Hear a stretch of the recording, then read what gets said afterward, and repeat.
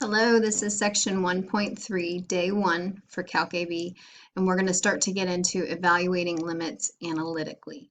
So the first box are your very basic limits, where normally with a limit you just simply plug the number into the function.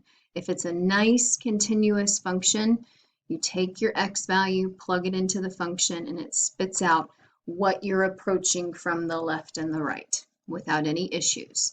So, and you can see b, that's just a number. So if your function's a number, you have a horizontal line. So anywhere along that horizontal line, it's going to be approaching that y value. So when you take the limit of a number, the number is your answer. And then in these two cases, x to the n and x, those are just nice continuous functions. You simply plug the x, whatever you're approaching, into the function, and that gives you your answer. And your answer to a limit is always going to be the y value you're approaching. So these three down here, the example 1, all of these, so here's a number, and that's your answer. Plug 4 in, you get 4. Plug 4 into x cubed, you get 4 cubed, and that's your answer. So very straightforward.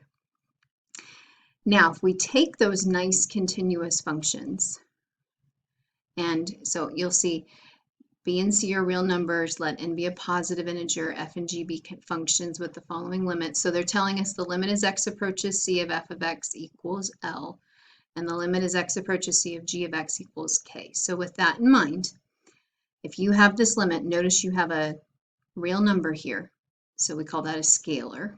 You can either move the scalar in front of the limit or leave it where it is, but you still treat the limit. You would still plug c in. You get the limit of f of x as you approach c is L, and that's what was given to us. So it's just b times whatever your answer to your limit is.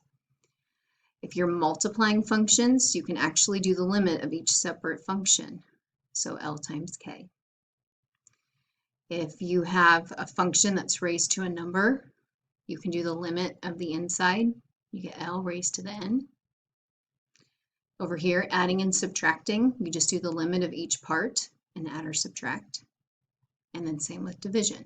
So it's really important that you keep in mind limits. You could do the limit of the numerator over the limit of the denominator, and you could break limits up and multiply, and that's a really nice strategy to keep in mind. Okay? All right, now this one I think sometimes students get a little confused about, but I'll show you here in a minute how that works. And you'll say, oh, okay, yeah, that makes sense. All right, so here's a really basic one that after this section, you're going to say, all right, I'll just plug -1 in and be done.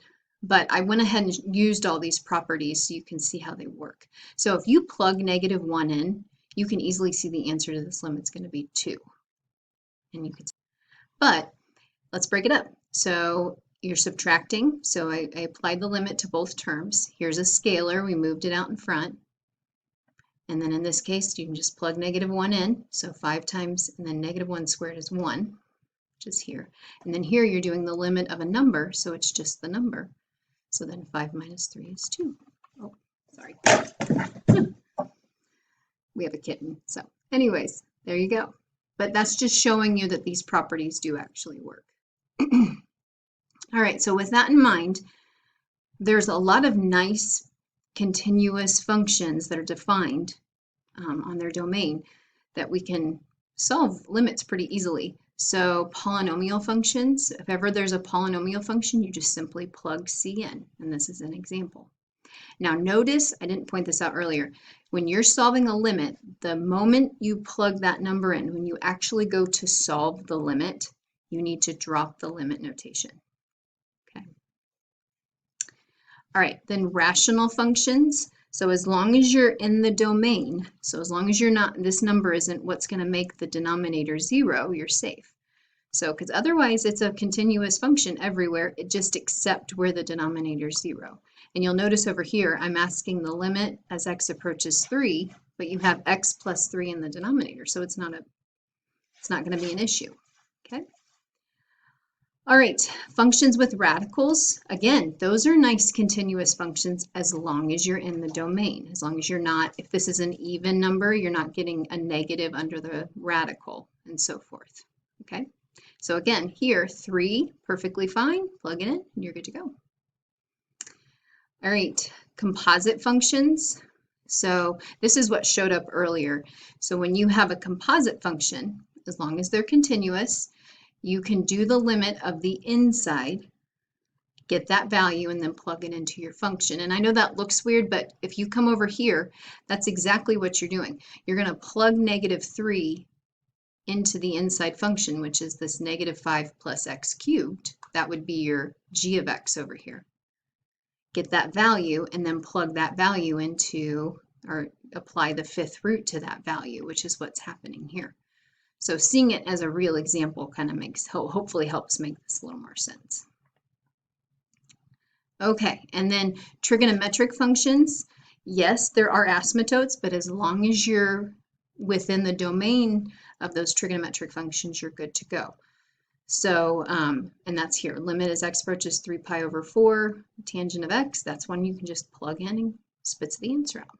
Same with e to the 3x as x approaches 2. So this doesn't have a restriction on the domain, so you can just simply plug it in and be done. So that it's nice when you're dealing with nice continuous functions, and as long as you're within the domain of those functions, then you can normally just plug the number in. Right? Now, for functions, so functions that agree at all but one point. So let C be a real number, f of x equals g of x for all x not equaling c in an open interval containing c, if the limit of g of x approaches c exists, then the limit of f of x also exists, and limit as x approaches c of f of x equals limit as x approaches c of g of x. All right, so what are they talking about here? Well, it's these rational functions, and we did one of these in the last section. So this is a nice theorem because what it's allowing is you would not be able to plug in -2 into this rational function because that's where you have a discontinuity. There's actually an asymptote. Well, it could be an asymptote or a hole. So, but the limit still could exist. If it's a hole, you're going to be approaching the same number from the left and the right. So what this theorem is allowing is it's saying if you can reduce the function and get a new one, which is what we did. We got a new polynomial function. These two functions are the same everywhere except at -2. And at -2, you have a hole, okay? Because if you had just started with this polynomial function, it would just be a parabola and you'd be done. But it's not just a parabola, it's a parabola with a hole at -2. So again, functions that agree at all but one point. But the nice thing is, with this new reduced function, now I can plug -2 in and actually get the value. And we do, we get 12. So that's what that is referring to. It's just basically saying it's okay to simplify and plug the number in. And we just have to understand that this function's not defined at -2, but it is approaching 12 at -2 from the left and the right, and the limit does in fact exist.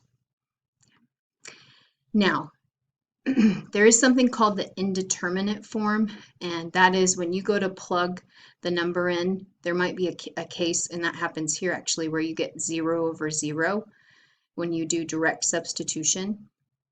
So you must rewrite the fraction so that the new denominator does not have 0 as the limit. So if you ever get that indeterminate form 0 over 0, try to simplify. See if there's a way that you can cancel the denominator. Is there a technique we can use? We're going to start building techniques to help us solve.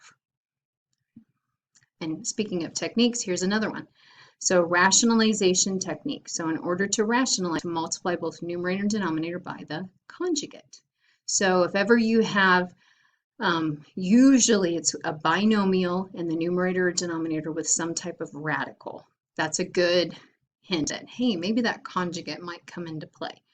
So it's the same binomial, you just change the sign in the middle. Don't change the sign in the radical though. But what you do to the numerator, you have to do to the denominator to make it legal. But what's nice is when you multiply this out, and guys, watch how I keep writing the limit. I haven't solved the limit, I'm just changing the appearance in a legal way. Make sure you don't do anything illegal. So all I've done is by 1, which is perfectly legal, but careful your limit notation. So distribute in that numerator, Don't distribute in the denominator. Leave that x out, that x to cancel out. So when you simplify in the numerator, 2's cancel, and then there goes your x. So I wrote it one more time. Limit as x approaches 0, and this is what I have left. But now I can actually do direct substitution. I can plug 0 in for x. I get 1 over 2 squared root of 2, and that's my answer. So if you cannot plug 0 in at the beginning, and it's definitely if it's a fraction, or you get the 0 over 0 indeterminate form, or just 0 in the denominator, see if there's something you can do algebraically. Here we factored, here we used the conjugate, and we're going to keep building strategies to help us solving these limits. So if it's not something you can just directly substitute in, then you might need to start using some algebra. Okay? So please do your homework. Email if you have any questions.